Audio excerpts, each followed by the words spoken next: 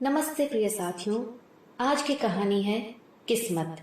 कहानी पसंद आए तो एक लाइक ज़रूर कीजिएगा और चैनल को प्लीज़ ज़रूर से सब्सक्राइब कर लीजिए। मैं आपके लिए रोज़ अच्छी अच्छी कहानियाँ लेकर आती हूँ। चंदन नगर का राजा चंदन सिंह बहुत ही पराक्रमी और शक्तिशाली था। उसका राज्य भी धन धान्य से पूर्ण था।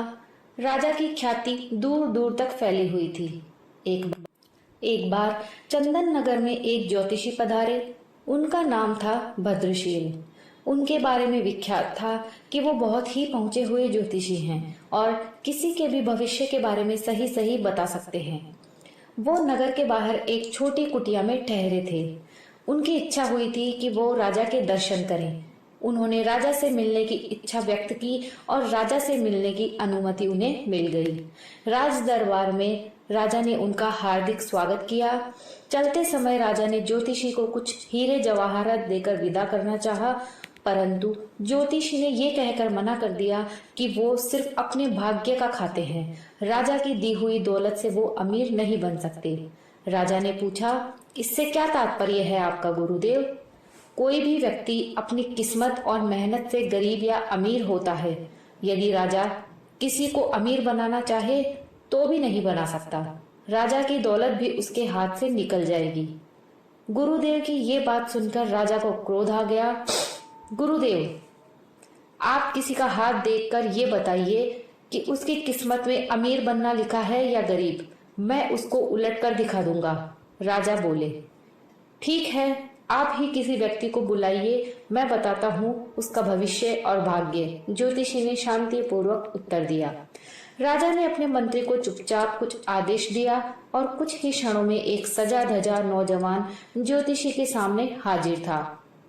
ज्योतिषी ने ध्यान से उस व्यक्ति का माथा देखा, फिर हाथ देखकर कहा, ये व्यक्ति गरीबी में जन्मा है और जिंदगी भर गरीब ही रहेगा। इसे खेतों और पेड़ों के बीच कुटिया में रहने की आदत है और वहीं रहेगा। राजा चंदन सिंह ये सुनकर हैरत में पड़ गया और बोला, आप ठीक कहते हैं। ये सजा धजा नौजवान महल के राजसी वस्त्र पहनकर आया है, परंतु वास्तव में ये महल के बागों की देखभाल करने वाला माली है। परंतु गुरुदेव, 1 वर्ष के भीतर मैं इसे अमीर बना दूंगा। ये जिंदगी भर गरीब नहीं रह सकता। राजा का घमंड देखकर ज्योतिषी ने कहा, ठीक है, आप स्वयं आजमा लीजिए, मुझे आज्ञा दीजिए। और ज्योतिषी चंदन नगर से चले गए। राजा ने अगले दिन माली को बुलाकर एक पत्र दिया और साथ में यात्रा करने के लिए कुछ धन दिया। फिर उससे कहा, यहाँ से 100 कोस दूर बालीपुर में मेरे परम मित्र भानु प्रताप रहते हैं, वहां जाओ और ये पत्र उन्हें दे आओ। सुनकर माली का चेहरा लटक गया। वो पत्र लेकर अपनी कुटिया में आ गया और सोचने लगा, यहाँ तो पेड़ों की थोड़ी बहुत देखभाल करके दिन भर आराम करता हूँ, अब इतनी गर्मी में इतनी दूर जाना पड़ेगा।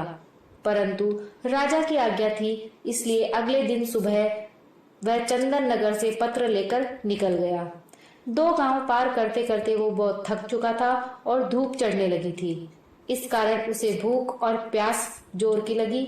वो उस गांव में बाजार से भोजन लेकर एक पेड़ के नीचे खाने बैठ गया। अभी आधा भोजन ही कर पाया था कि उसका एक मित्र जो खेती करता था मिल गया। माली ने अपनी परेशानी अपने मित्र को बताई। सुनकर मित्र हंसने लगा और बोला, इसमें परेशानी की क्या बात है? राजा के काम से जाओगे तो खूब आव भगत होगी। तुम्हारी जगह अगर मैं होता तो खुशी खुशी जाता। ये सुनकर माली का चेहरा खुशी से खिल उठा। तो ठीक है भैया, तुम ही ये पत्र लेकर चले जाओ, मैं एक दिन यहाँ आराम करके वापस चला जाऊंगा। माली के मित्र ने खुशी खुशी वो पत्र ले लिया और 2 दिन में बाली नगर पहुंच गया। वहां का राजा भानु प्रताप था। माली का मित्र आसानी से भानु प्रताप के दरवाजे तक पहुंच गया और सूचना भिजवाई कि चंदन नगर के राजा का दूत आया है। उसे अंदर बुलाया गया। उसकी खूब आवभगत हुई। दरबार में मंत्रियों के साथ उसे बिठाया। जब उसने पत्र दिया तो भानु प्रताप ने पत्र खोला। पत्र में लिखा था, प्रिय मित्र, ये बहुत योग्य और मेहनती व्यक्ति है। इसे अपने राज्य में इसकी इच्छा अनुसार 400 एकड़ जमीन दे दो और उसका मालिक बना दो। ये मेरे पुत्र समान है। यदि तुम चाहो तो इससे अपनी पुत्री का विवाह भी कर सकते हो। वापस आने पर मैं भी उसे अपने राज्य के 5 गांव इनाम में दे दूंगा। राजा भानु प्रताप को लगा कि यह सचमुच में योग्य व्यक्ति है। उसने अपनी पुत्री वो पत्नी की सलाह करके अपनी पुत्री का विवाह उससे कर दिया और चलते समय ढेरों हीरे जवाहरात देकर विदा किया। उधर आलसी माली थका हारा अपनी कुटिया में पहुंचा और जाकर सो गया। 2 दिन सोता रहा, फिर सुबह उठकर पेड़ों में पानी देने लगा। सुबह जब राजा अपने बाग में घूमने निकले तो माली से पत्र के बारे में पूछा। उसने डरते डरते सारी बात राजा को बता दी। राजा को बहुत क्रोध आया और साथ ही ज्योतिषी की भविष्यवाणी भी याद आई, परंतु राजा ने सोचा कि कहीं भूल चूक भी हो सकती है, अतः वो एक बार फिर से प्रयास करके देखेगा कि माली को धनी किस प्रकार बनाया जाए। 3-4 दिन बाद माली राजा का गुस्सा कम करने की इच्छा से खेत से बड़े बड़े तरबूज तोड़कर लाया और बोला, सरकार, इस बार फसल बहुत अच्छी हुई है। देखिए खेत में कितने बड़े बड़े तरबूज हुए हैं। राजा खुश हो गया। उसने चुपचाप अपने मंत्री को इशारा कर दिया। मंत्री एक बड़ा तरबूज लेकर अंदर चला गया और उसे अंदर से खोखला कर उसमें हीरे जवाहरात भरकर ज्यों का त्यों चिपका कर ले आया। राजा ने माली से कहा, हम आज तुमसे बहुत प्रसन्न हुए, तुम्हें इनाम में यह तरबूज देते हैं। सुनकर माली का चेहरा फिर लटक गया। वो सोचने लगा कि राजा ने इनाम भी दिया तो क्या। वो बड़े उदास मन से तरबूज लेकर जा रहा था, तभी उसका परिचित एक मित्र मिल गया। वो बोला, क्यों भाई, इतने उदास होकर तरबूज लिए कहाँ चले जा रहे हो? माली बोला, क्या करूं, बात ही कुछ ऐसी है। आज राजा मुझसे खुश हो गए, पर इनाम में तो दिया क्या, ये तरबूज। भला तरबूज भी इनाम में देने की चीज है, मैं किसे खिलाऊंगा इतना बड़ा तरबूज। तो उसका मित्र बोला, निराश क्यों होते हो भाई, इनाम तो इनाम ही है। मुझे अगर ऐसा इनाम मिलता तो मेरे बच्चे खुश हो जाते। तो माली बोलता है, ठीक है, तो तुम ही ले लो ये तरबूज। और तरबूज मित्र को देकर कुटिया पर आ गया। अगले दिन राजा ने माली का फिर वही फटा हाल देखा तो पूछा, क्यों, तरबूज नहीं खाया? माली ने सारी बात चुपचाप बता दी। राजा को माली पर बड़ा क्रोध आया, पर कर क्या सकता था। अगले दिन माली ने मित्र को बड़े अच्छे अच्छे कपड़े पहने बग्घी में जाते देखा तो उसके आश्चर्य का ठिकाना न रहा। माली ने अचानक धनी बनने का राज उसके मित्र से पूछा तो उसने तरबूज का किस्सा बता दिया। सुनकर माली हाथ मलकर रह गया। तभी उसने देखा कि किसी राजा की बारात सी आ रही है। उसने पास जाकर देखा तो पता लगा कि कोई राजा अपनी दुल्हन को ब्याह कर ला रहा था।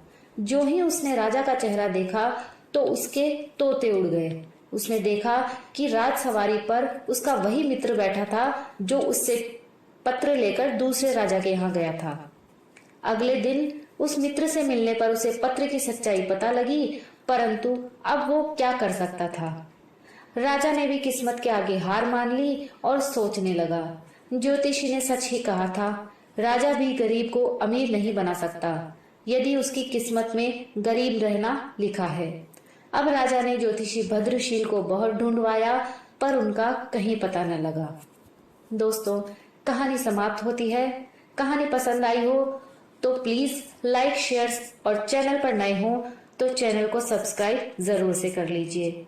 सब्सक्राइब करने से मेरी मेहनत का फल मुझे मिल जाएगा। प्लीज आप लोग जरूर सब्सक्राइब कीजिए। मैं आपके लिए अच्छी अच्छी कहानियां लेकर आती हूँ। कहानी सुनने के लिए आप सभी का बहुत बहुत धन्यवाद।